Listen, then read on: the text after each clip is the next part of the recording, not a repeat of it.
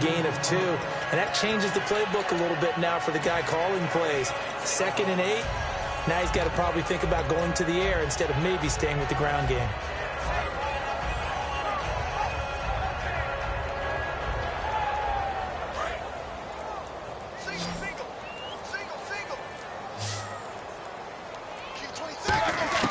On 2nd down, here's Roethlisberger. Goes underneath for Bell.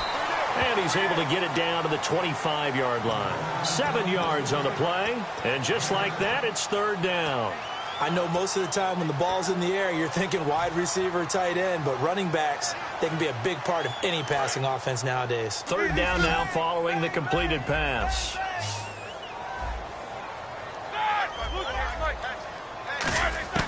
3rd and 2.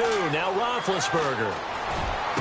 Into a double team, and it's intercepted. Picked off by the all-pro free safety, Earl Thomas. And a big turnover there as his guys will get the football back.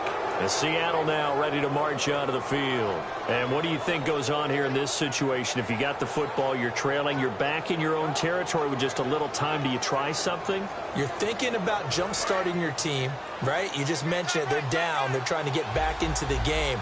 But you got to figure, if something goes wrong, you may have put yourself in a spot where you may not be able to come back in the second half.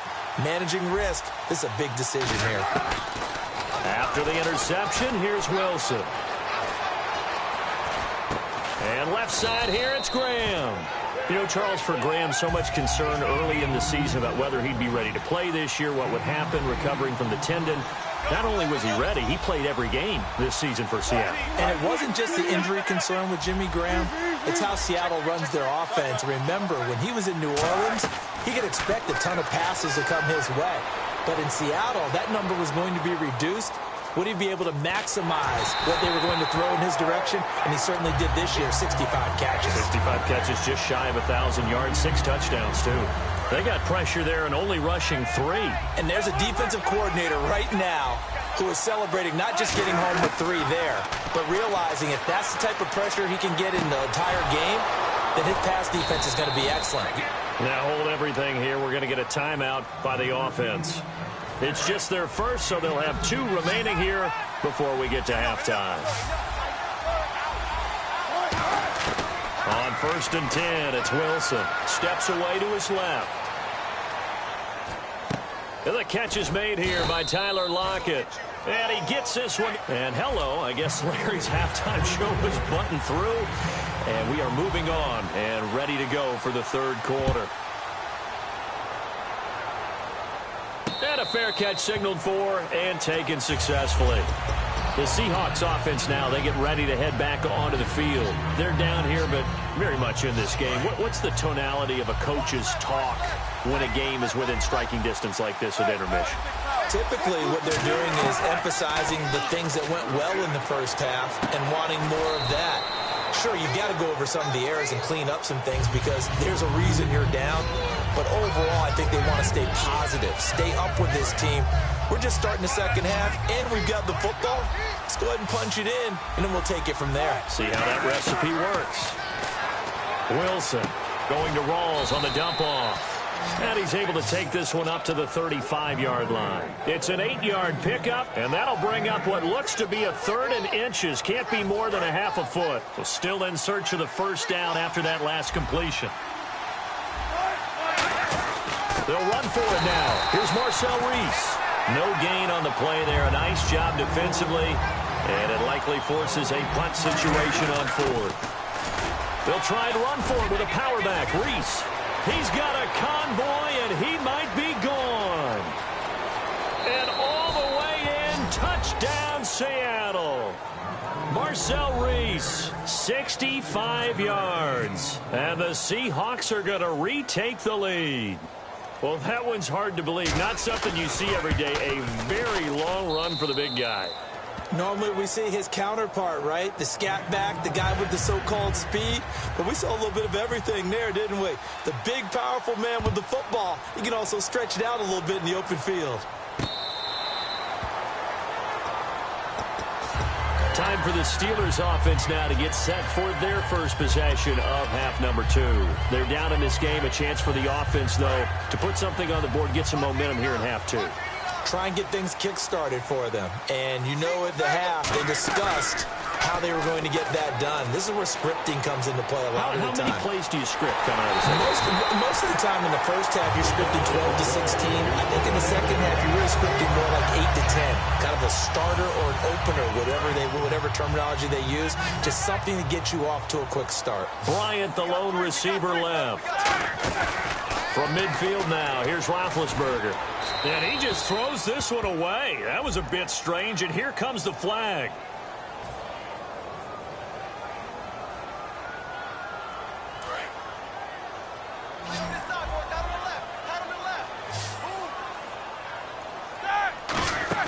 A fake to Bell. Now it's Roethlisberger. Now he's going to throw it back deep over the middle. Trying here for Bryant, and it's intercepted. Picked off by the all-pro free safety, Earl Thomas. And his guys are going to get the football at the 37-yard line.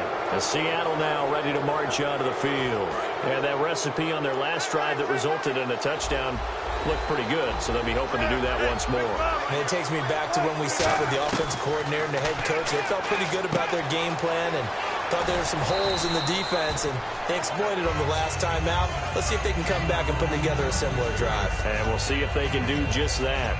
And at his size, he's a smaller back. You can get him to football. He can kind of get lost, make someone miss. It's good for him. Yeah, it's great for him. I like what you said there. Sometimes he gets lost in the traffic a little bit, but get him out in the open field into some space. And that's caught inside the 35. A good pick up there, 26 yards. A great job pulling that one in from a guy, as we know, who can really blaze. He's got a lot of speed. And that speed can work for him so many different ways. Sometimes he just takes off and goes and just runs past people. Sometimes you get people to back off so far that you can catch everything underneath. But still, at some point in the game, you probably have to make some contested catches, right? Sometimes you have to go up and beat a defender for the football. He has that in his arsenal as well. Showed it right there. Oh, he's got a little daylight. That one goes for 13 yards, and it moves the sticks.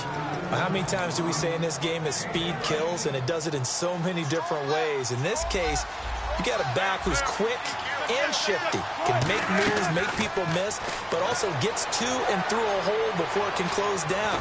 That's some of the benefit. Oh, you saw that one coming. It's intercepted. Throwing back across his body. Picked off William Gay. And he will bring it out past the 20-yard line. And Pittsburgh getting set to take the field. And following the interception, we'll see what they can put together on this drive. I hear my old college coach right now. He always used to tell us before every game, the team making the fewest mistakes will win.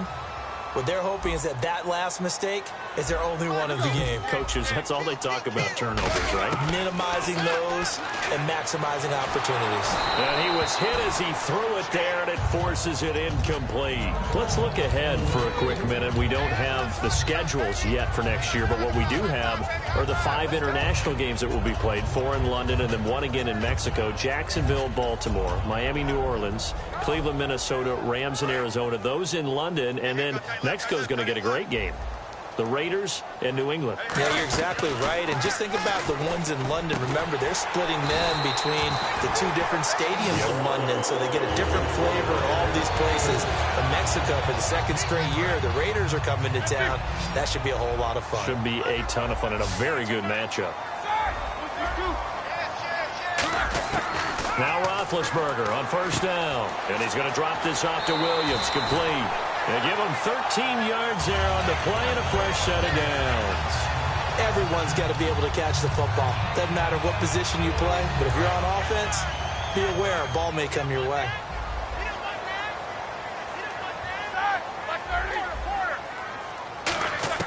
On 1st and 10, it's Roethlisberger. And Bryant's got it over the middle.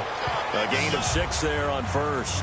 Well, clearly one of his advantages as a passer is his height. Sit back in the pocket, fired over the middle. That makes things tougher defensively, doesn't it? It really does, because your goal is to move the quarterback off his initial spot when he gets his drop back completed. But when you have that type of height He can stay in there if he's willing to take the hits and just fire over the top, which saves him time and actually completes a play a little bit quicker than it normally does for a quarterback who has to slide and find open space to throw. Now this will probably be the last play of the quarter. They go play action with Roethlisberger. It's incomplete. Took a shot, couldn't connect.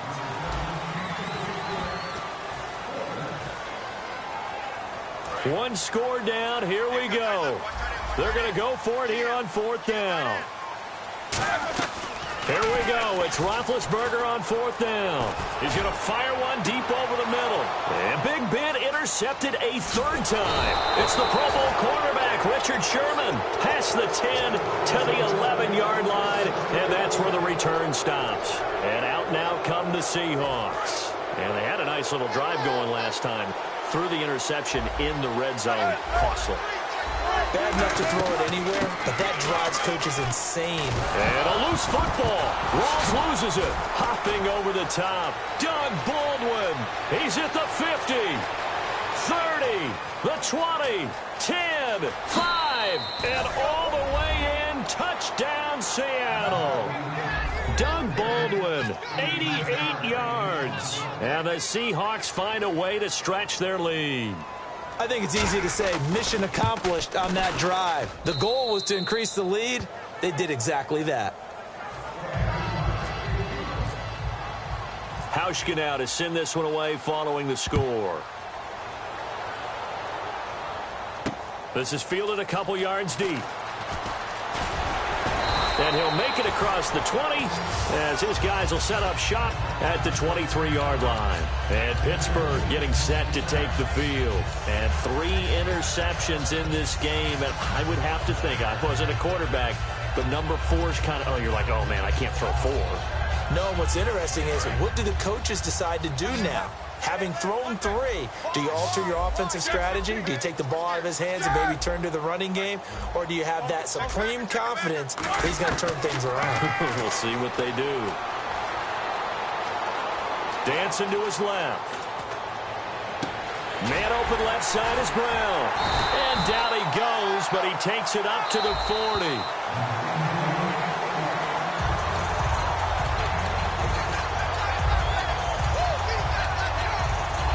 Well, he challenged the play. It did not pay off. And that means he lost a timeout in that challenge. And as a coach, you hate that. Don't know if you took the advice of the player, you threw it yourself, but it didn't go your way. At the end of the day, it all comes back to the head coach. He has the final determination on whether to actually challenge the play or not. In this case, it didn't pay off for him. And that's got to be so heartbreaking. You throw that flag, you probably feel really confident, and then all of a sudden, boom, you lose the challenge. Yeah, when you take a look at it, you're throwing that flag because you believe you're going to be right. And when it comes back the other way, you have to regroup. Oh, the ball comes out on the hit, but they'll say it's incomplete. Antonio Brown, the intended receiver. And that'll make it 3rd down. We just saw another example of really good defensive football, which has led to the cushion that they have in this game. Got to him once again, knocked him on the ground, forced an incompletion. Yeah, they've set the tone. It's one thing to set the tone, another to come in here on the road and set the tone. And unable to connect on the long pass. It falls down incomplete.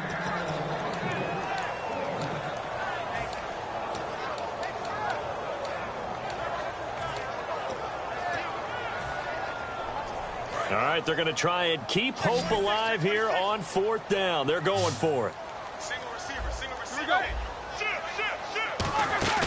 Got to try it here. He's back to throw. Surveying the field. Now he's forced out left. And he's got it. What a catch on the sideline. A big play that time through the air. 31 yards. So the offense has it 1st and 10. And they pick up the 1st down on a 4th down play. I don't know if the defense relaxed because they thought maybe they'd stopped them on 3rd down, or if they just didn't protect the sticks very well. But, boy, that's a big-time pickup right there. Looking for his running back, and he's got it. And taking it to the 15-yard line before he's brought down. So many times you hear today's NFL described as a space game. Get your best players into space with the football in their hands. That's why sometimes you swing it out to your runner, get him out in the flat, and let him have a chance to make people miss an open field. And he just throws this one away.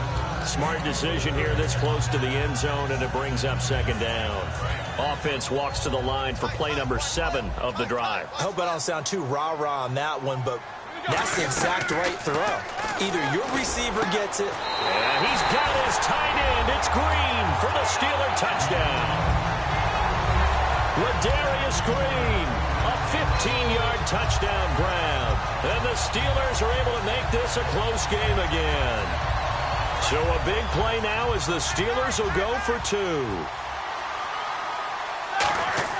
Roethlisberger looking to throw. And unable to connect. They don't get the 2-point conversion here. Protection was great. He had time to set up a campsite. But in the secondary, though, they were ready. And I think that in most places on the field, if you have that much time to throw the ball, someone's going to shake free and you'll find an open receiver.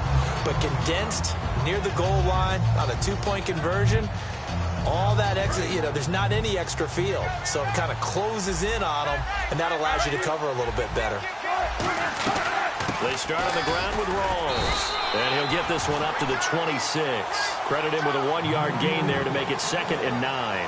And in this situation with a lead 4th quarter, they're liking keeping the ball on the ground, I'm sure. It's just smart football, but the defense has to know it as well. They've got to stop them here. So now we're going to see that loading the box in a big way. 6, 7, 8, 9, whatever it's going to take, puts a little bit more pressure on your big offensive line. So here we go, a 3rd down after the 2nd down pass completion. From the gun on 3rd down, Wilson going to Rawls on the dump off. And he's going to have the 1st down at about the 38. It's an 8-yard pickup and leads to a new set of downs. And that pickup of a 1st down, that's going to leave a mark because they really needed to stop them there, didn't they? It's so frustrating. Defensively, you're a play away from getting that football back here down late. Tough. Now they've got to find a way to create a turnover or a takeaway. Otherwise, this one will probably get away from them. Time for a break. We'll come back, see what transpires after this. They go again with Rawls. And he'll push this forward only to about the 42-yard line. Just a gain of a yard there, and now it'll be 3rd down. I think we know by now that every run is not going to be broken and get all the way to the end zone. But these short ones still have their value. You can still set up the play action and throw the football. You control the clock because you have the ball and they don't. And often the physicality sets the tempo for the game. Let's face it, you can run the route tree as many times as you want, get in sync, practice it, do all those things. But once you get to game speed, it doesn't always time up quite that well. That one goes incomplete.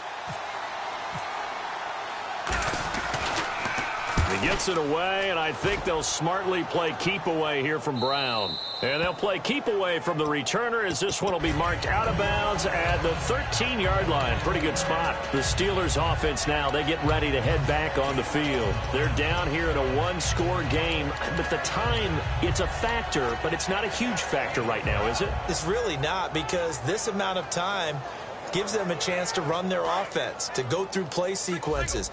And this is what they work on every week in practice, usually on a Friday. They go over this type of a situation, late game situation. What are we going to do when we have the opportunity? They've called these plays a bunch of times. Now's their chance to execute it. They have the opportunity now. Here's the execution. A big play that time on the catch and run. 34 yards. I know it was a completion, but probably not the best decision to throw the ball to the middle of the field here. No timeouts. Give a ton of credit to him making the catch and finding a way to get to the sideline and get out of bounds.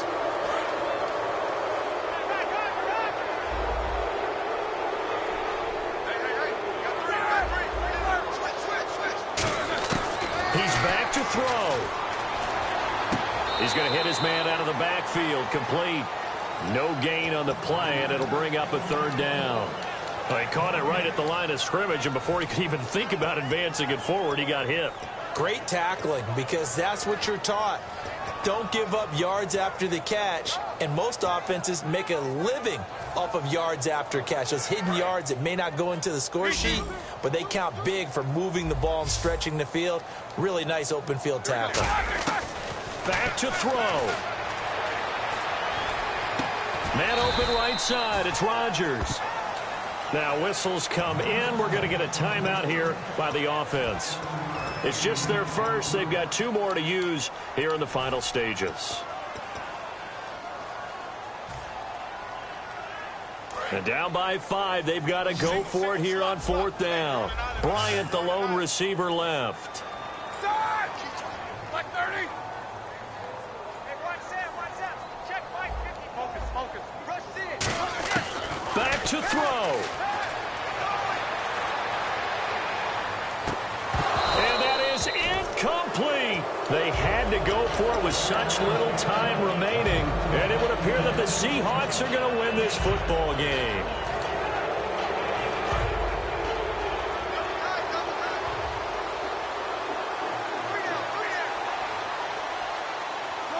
Down to a knee here. The defense.